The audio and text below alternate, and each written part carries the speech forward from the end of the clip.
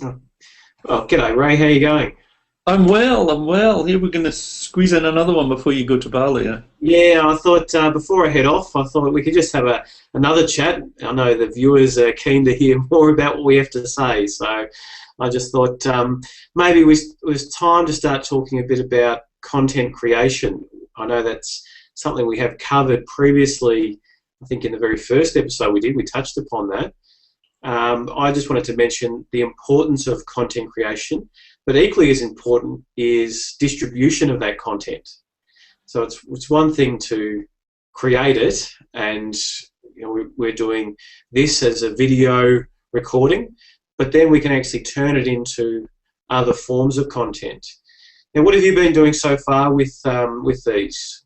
Well, what happens is from the Google Plus, I mean, it's a very smooth process. It goes straight to the YouTube channel, and then I link that back to my blog, or the And how are you Video linking it Blogging for back? Business blog.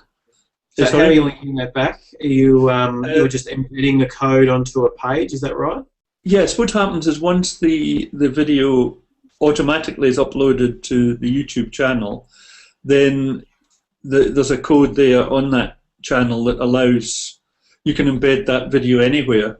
Hmm. But we, as you know, use the WordPress format for the blog, and it's actually very easy. So the video actually gets its own page, and then we are accumulating these Hangouts one after the other as a category of blog, if you like.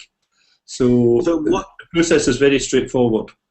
So what's happening next? Well, we've got the video on YouTube, and obviously there's organic search that can happen in YouTube. So someone that's typing video for blogging into YouTube is going to stumble across our videos. And there's other keywords that we're using as well, which is going to help people find that.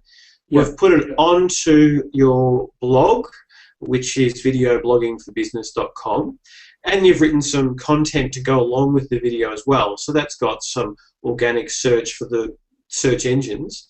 What Yeah. happens next? Where else Well, is it? the other thing is to use the other social media channels to tell people that there's a new video available. So that would be tweeting about it, putting it out through LinkedIn. So I have a fairly large number of connections on LinkedIn. So that's a very straightforward process to share the link on LinkedIn, on the Facebook page, and on my Facebook. Not that I do that much on Facebook, but I do make a comment that there's a new video up on the blog. So Yeah. it's really ways of doing that, and we shouldn't forget either that if people are blogging and they've got existing customers, then we shouldn't always be forgetting about the existing customer list, and I'm sure we'll speak about That's it. the email list, really. That's the people that have subscribed to the email, that have purchased something from us, or engaged with us in a way that's allowed us to send back an email to them. And Yeah, adding them to the list, I think, is really important, because they can be notified that, yes, we've put up a new a new blog of the video blogging for business. yeah, And this is probably a good time to actually let people know that if they do sign up to our email, they'll get a full video, which is just shy of 21 minutes, on how they can set up Google Plus Hangouts for their business. And it walks through the process of actually signing in, and how the controls work. So if you're not already a member, it'd be great if you could go to videobloggingforbusiness.com and have a look at the newsletter, sign up there, and put your email in, and you'll get the link to the video from there. yeah. Now, I was really impressed with the way you did that. The way that you engaged somebody who was actually trying to learn at the same time, and I think that's something that lots of our clients could learn from, rather than just speaking into the camera or telling somebody how to do something. If you've got a live student, if you like, mm, going through the process with you, then they ask the obvious questions that aren't maybe so obvious to you that has done it 1,000 times before. and that's a common thing that I find, that the language that I talk is not a common language when it's technical. I find that there's some people that just go, "Oh, look, I really didn't understand that." But for me, it is second nature. It just rolls off the tongue. And sometimes I have to stand back and take a breath and then explain exactly what I mean. And having Nicola help out on that Google Plus video tutorial was great, because she's never used it. She's never logged onto it before. So all the questions that she had, I could go into the assistant, so helping her making that tutorial. So yeah. I send out a thank you to Nicola for that one. I'm sure she's watching and will appreciate that. Yeah, I think if I was being honest with a lot of our viewers, I would tell them how often that you and I have got to connect with TeamViewer so that you can work on my computer and fix up the things that I'm a bit slow at figuring out. So it can be complicated. It can be quite daunting. What I always encourage is for people to take a chance, for them to jump in and have a go. Yes, the tech side of things can be difficult, but once you've given it a go and you press a few buttons, and we spent one of the first Hangouts having a good old chuckle, I think, for about half an hour with all the different crowns and tiaras and the different faces that you can put on in the Hangouts, because that was your learning experience. I mean, I'd seen that before, but it was good fun. Yeah. And I encourage people to, get on Google Hangouts, and you can actually do a Hangout by yourself. You don't have to connect with somebody else the first time you do it. So you can go on there and then actually start playing around with the controls to find out, well, if I press this button, what happens? Yeah. Once you understand those basics, then invite somebody else to chat, and then you can start interacting by sharing your screen like we have in previous videos, watching a video together, or opening a document from Google Drive. I mean, there's quite a few options. Yeah, as I do a lot of work. I'm a business coach, and I've been speaking to a lot of my clients recently about just being a bit more vulnerable and opening up a little bit. And people often see vulnerability as a weakness, where I think if you really give a little bit of thought to it, you've got to be confident to be vulnerable. So have the confidence to give it a try, get in front of the camera.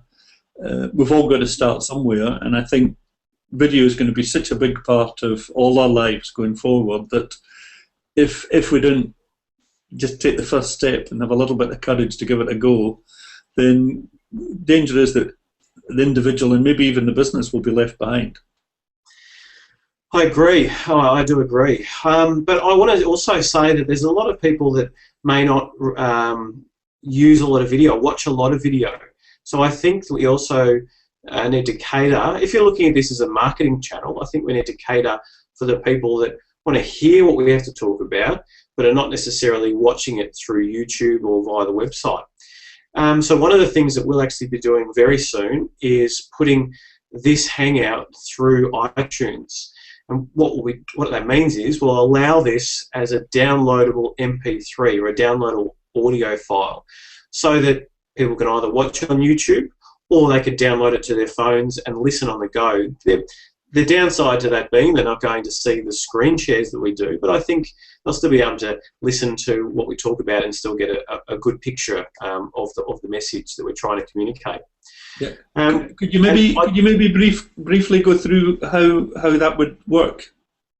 Yeah, so there are some technical elements which there is a bigger learning curve with some of these components, but once it's actually set up, it actually can be quite a smooth ride. And the first part is, well, as we've told our viewers, we are actually streaming this live to YouTube right now. And once we hang up from this call, that's ready to watch as a video, recorded video on YouTube. Now we can take the link from that YouTube video and send it to a website. And the website we use is called youtube-mp3.org. And when we send it there, it actually will work through its own process. You just add the link and say submit, and it will return to you the audio file, the MP3 file that you can download. Now the next stage for me is actually to edit that just a little bit, because some viewers may or may not know, when we hit the broadcast button, there is a little bit of dead air at the start, and it's usually a couple of seconds. And when we download that MP3, we might have, say, the first 5, 6, maybe even 10 seconds which is just nothing. So I go in and I edit out. I just delete that dead air, but replace that with a pre-recorded audio intro file. So somebody else has made some music and they've done a voiceover, and Ray will be using. You'll be writing that as in the next couple of weeks. But that will be, well, I hope you will. But that will be an intro of who we are, what we do, and how we can help small business. After we've essentially stitched that together, so we get the intro and the outro, we stitch that to the front and the back of the audio. We can then upload that to a host or a server. And all that means is it's the place of where we're storing files. So any website that's online has files that are stored somewhere. And we're just doing the same thing with this audio file. We're storing it on a host to make that accessible for download by people via our website, or if they would like to go via iTunes, what we're doing is we're sending a link to iTunes and saying, if the person wants to listen to this, here's the link to download it. So iTunes is much like a directory. It's just pointing people to where to download that. Yep. And then we'll distribute that through social networks as well. So from this one conversation that we have, where it ranges from anywhere from 10 to 20 minutes of chat, we've got a video, we've then got an audio, we've got a short article, and we're distributing that through our social networks and getting it out to a large audience. So that's another thing I'd recommend that our viewers do, or anyone that's looking at this kind of strategy, is look at how you can repurpose the content that you have into multiple forms of content. And I think the next step after the podcast, which is what they'll be called, is to actually have a transcription. Everything that we talk about, we have someone transcribe, and then that would be more friendly for search engines. So what are your thoughts on that, Ray? Have you got any questions? Well, you make it sound really easy. I mean, as a business person, somebody who, I'm pretty busy at work. Would it be possible for the people watching this to get in touch with you or somebody like you who would orchestrate that for them, say on a monthly basis? Would that? Cause it sounds to me as most business people, they've got their own job to do. So trying to learn all of this stuff alongside, I can see a lot of them throwing up their hands and saying, no, maybe next year. So is there a shortcut? Could they get in touch with you, and could you help them do that kind of thing? Yeah, definitely. This is one thing where people say, look, it all seems too hard. If you start introducing Google Hangouts and then you say, you should also do this and this and this, then I do hear people say, well, I haven't got time to learn it.